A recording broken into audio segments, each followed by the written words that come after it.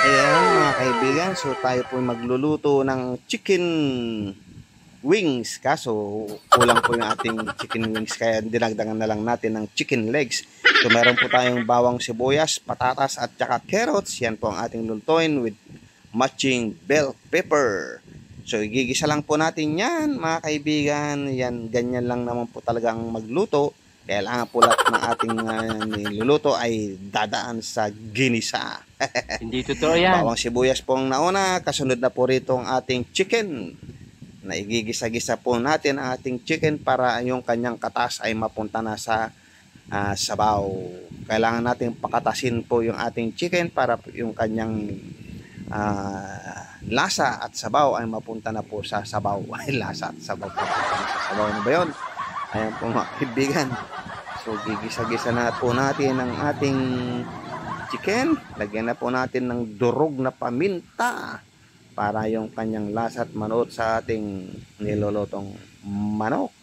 Ayan po mga kaibigan, binudburan po natin ng maraming paminta.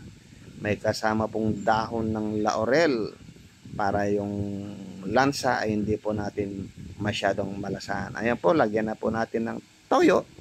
Pero wag ugaling magkaroon ng toyo. Marami kasi may ugaling toyo, pero yung toyo kasi ay nilalahok lang po yan sa ating mga niluluto. Ayan, lagyan na po natin si patatas tsaka si carrots. Lalagyan pa po yan, lagyan po natin si bell pepper na.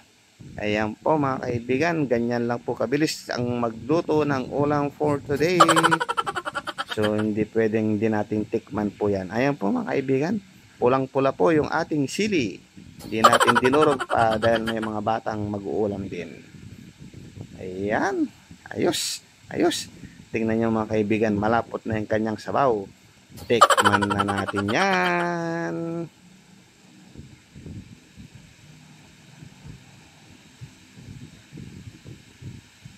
Ayos. Diba? Ganyan lang po kabilis magluto mga kaibigan.